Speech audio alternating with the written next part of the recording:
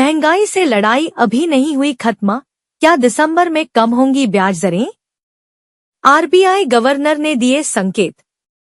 नई दिल्ली, भारतीय reserve bank RBI repo दरों में कटौती करे, फिलहाल इसकी कोई संभावना नहीं दिख रही है।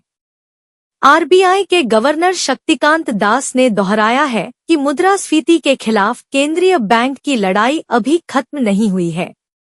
उन्होंने संकेत दिया कि ब्याज दरें लंबे समय तक ऊंची बनी रह सकती हैं।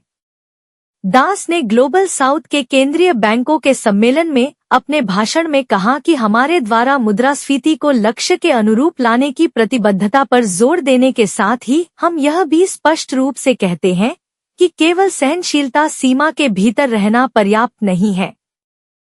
हमारा काम तब तक पूरा नहीं होता जब तक हम 4% के लक्ष्य को स्थायी रूप से प्राप्त नहीं कर लेते। उन्होंने कहा, मजबूत विकास ने हमें मुद्रास्फीति पर ध्यान केंद्रित करने की जगह दी है ताकि इसे 4% के लक्ष्य तक स्थायी रूप से लाया जा सके। स्थिर मुद्रास्फीति या मूल्य स्थिरता जनता और अर्थव्यवस्था के लिए सर्वोत्तम हित में है।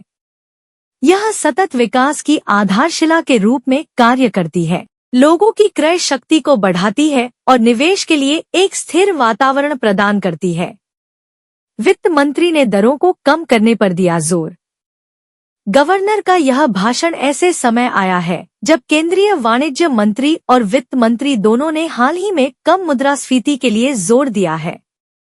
वाणिज्य मंत्री पीयूष गोयल ने कहा था कि आरबीआई को खाद्य मूल्य मुद्रास्फीति को नजरअंदाज करना चाहिए क्योंकि यह मांग और आपूर्ति का मुद्दा है, जबकि वित्त मंत्री निर्मला सीतारमण ने निजी निवेश को बढ़ावा देने के लिए बैंकों से ब्याज दरों में कमी की मांग की थी।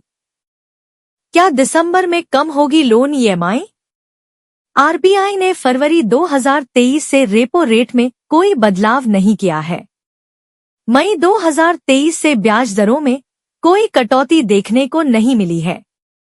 महंगाई की दर आरबीआई के टॉलरेंस लेवल से ऊपर यानी 6% से ज्यादा हो गई है।